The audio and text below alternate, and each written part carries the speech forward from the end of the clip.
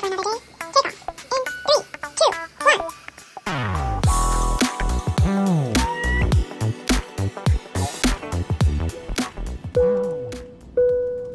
Attention Firebirds, this is your Captain Eunz speaking. Carnelian and I would like to thank you for joining us on today's flight. The complimentary entertainment is Otaku Time, which can be found on the screens in front of you. In a world full of different hobbies and interests, Otaku Time lets me share some of mine with you, and I hope you'll share some of yours with me in the comments below. Hello everyone, welcome back or welcome to the HeyEunziverse. I've got a few fun things to taste test today in this Mellow Moments episode. But first, check out this adorable sweatshirt of Stitch being a pumpkin menace and these adorable puppy trick-or-treaters. Perfect for today. Anyways, let's get into it.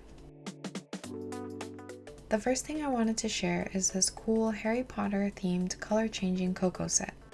It's a new set from Costco that has 4 types of cocoa representing the 4 houses, marshmallows, stirring wands, and 2 mugs that say Expecto Patronus and the Dark Arts. If you're into the series, I'd love to know which houses y'all are in. I'm a Slytherin through and through, although I must have been in a goody two-shoes mood at some point in my life because I once tested for Gryffindor. But that phase is past. I've read all the books, each one several times. I've also watched the movies up to Half-Blood Prince, which I actually saw in theater, but after that I haven't kept up with them. So my plan here is to make the cocoa and sip on them as I make a few fall-themed Lego sets. First up are Hufflepuff and Ravenclaw. As I prep these cups of cocoa, let's chat about Halloween movies. I'm not into horror or thrillers, but I like to feel like I'm enjoying the season, so I tend to watch family-friendly movies. My go-tos, of course, are Nightmare Before Christmas and Corpse Bride. Last year, I watched the original Haunted Mansion, Hocus Pocus 1, and Halloween Town for the first time. I wanted to watch the new Haunted Mansion and Hocus Pocus 2 this year, but I haven't gotten to them yet. I'll probably belatedly watch them in November instead. I also really enjoyed the Addams Family animation that came out a few years ago, and I need to watch the sequel of that one too. I started watching Tim Burton's Frankenweenie for the first time a few weeks ago, but I haven't had the time to finish it yet. If you have any other family-friendly Halloween movies, preferably animated ones, please let me know.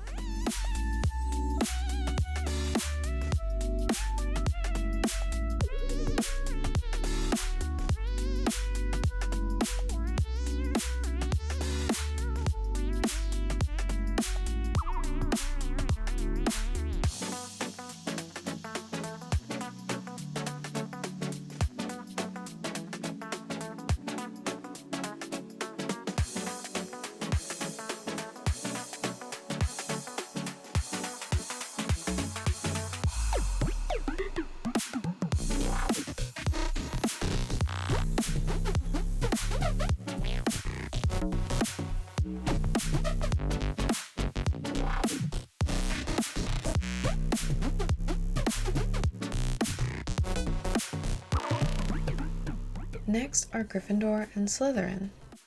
I'm showing all the colors being made so that the video is smoother, but I didn't drink 4 cups of cocoa all in one day.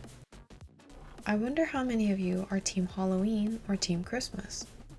I find that most people are hardcore for one of those holidays over the other instead of equally being into both. I'm definitely Team Christmas, but I do like to celebrate all the major holidays to a certain extent. I was a little late in shifting our summer decorations to fall decorations this year, but when I finally got around to it, it felt really nice.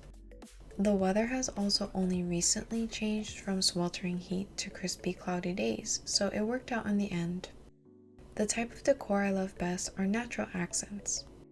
Burnt oranges, acorn browns, and muted greens make me feel some type of way. My mom also picked up a mini cinnamon broom for me the other day, and it makes my room smell deliciously autumn. If you enjoy decorating for fall, I'd love to know what kinds of little things make you feel like you finally embraced the season.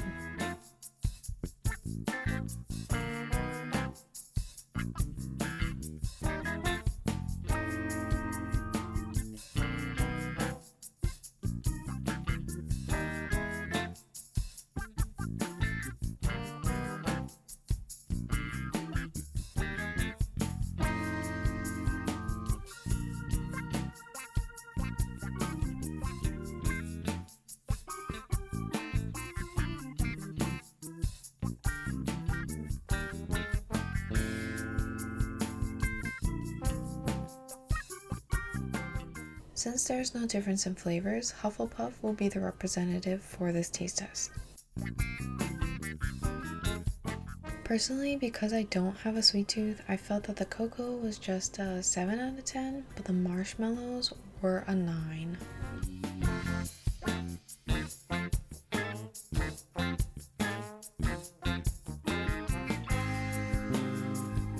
The Lego sets I'll be showing LoFi builds for are the Plum Blossom, the Chrysanthemum, which actually does bloom in the fall, the Dried Flower Centerpiece, and a limited edition Jack-o'-lantern and Ghost gift set.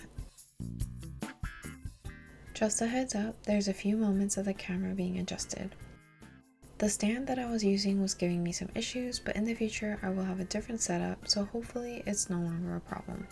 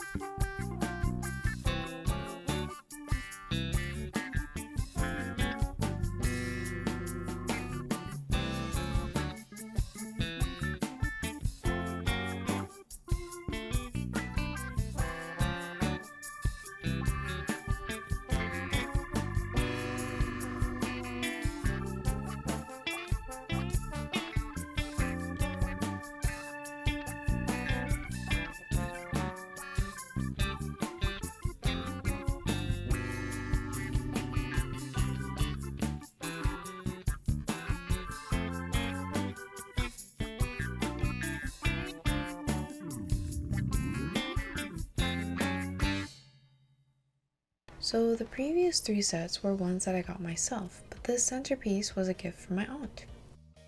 She knows that I love building Legos, so she picked out this set with my mom. For some reason, she wanted to make sure that it had everything, by which my mom thought she was just going to make sure that the box was thoroughly sealed. But turns out, she started to open the box to see if all the pieces were inside, and my mom stopped her part way. So when the box got to me, I was very confused as to why it was open. My mom and I had a good laugh about it, and thankfully all the pieces were there. It's a tad smaller of a centerpiece than we all thought it would be, but it's still an eye-catching display.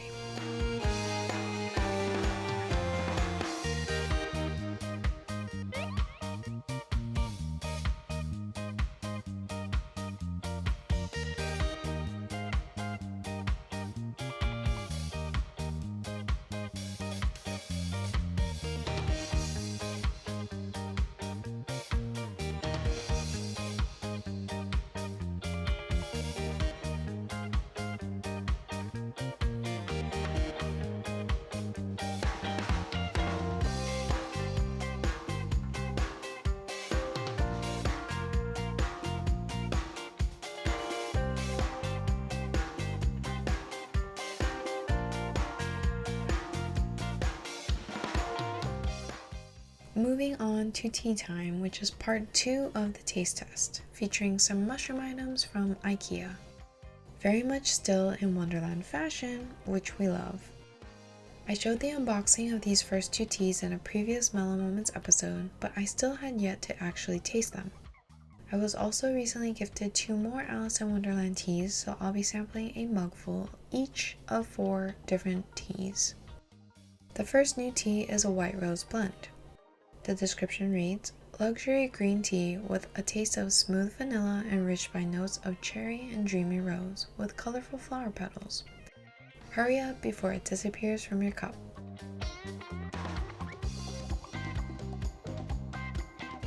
The second new tea is an unbirthday cake blend.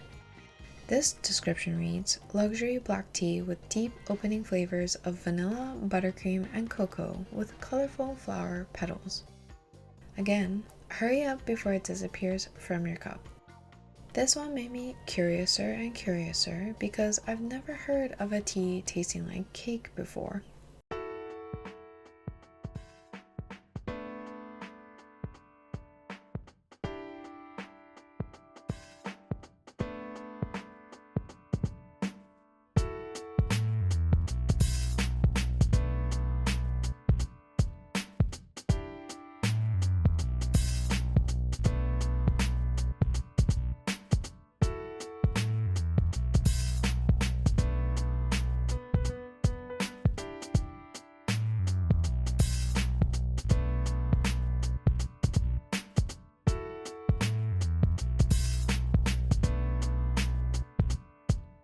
I give the Heya Firebirds Alice tea a 7 out of 10 because I prefer stronger teas, and this one was much more delicate, but the flavor was absolutely lovely. The Heya Firebirds Mad Hatter tea is an 8 out of 10 for me because I'm partial to Earl Grey. The White Rose blend was very strong, but I'm not a fan of rose, so it was a 6 out of 10 for me. And finally, the unbirthday cake blend was less strong than the rose, but it actually tasted like cake, so a 7 out of 10. The next segment of today's Mellow Moments is a haul of all the Halloweeny stuff I picked up from HomeGoods. The pumpkin lights are from Macy's. First is this adorable wizard gnome shower curtain. I absolutely love gnomes, and I loved the different magical elements in the print. As you saw from the beginning, I'm using shower curtains as a backdrop because it's multifunctional, affordable, and cute. Next are these woodland ghosty hand towels. It came in a set of 3 pairs, but this is just one of those. I loved the color scheme, and I've needed a few more hand towels for my bathroom. I'm also a sucker for gingham style patterning, so even the ones without ghosts are great. Continuing on the cute ghosty theme are these 2 different hand towels of trick-or-treaters.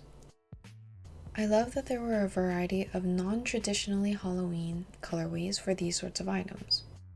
Usually you'd see way more orange, black, purple, or green, so seeing some unusual use of pink was right up my alley.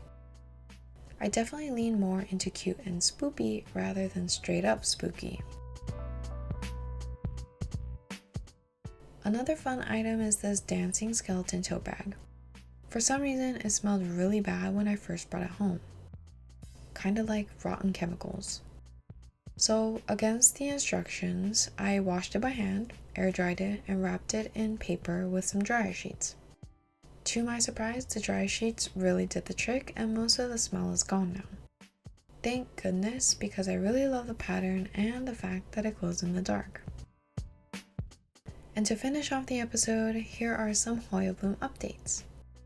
First is the Hoya Pubic Calyx Royal Hawaiian Purple. Next is the Hoya Shepherdii. Once this one started blooming, it kept going for a few months.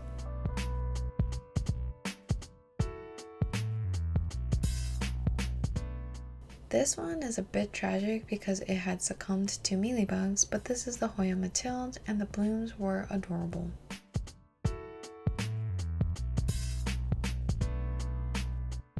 Last, but certainly, definitely in no way least, is the Hoya Caudata Sumatra.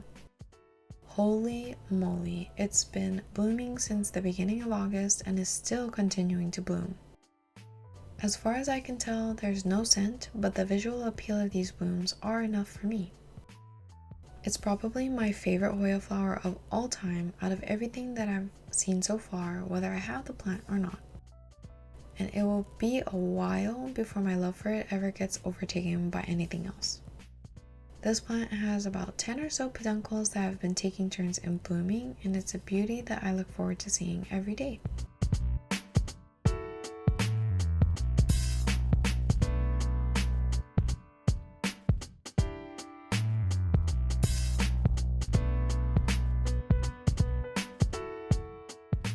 I really hope you enjoy watching this episode of Bits and Bobs, and I'm wishing everyone a safe Halloween. Thank you so much for watching, and I'll catch you in the next one. As we come in for a landing, Carnelia and I hope you had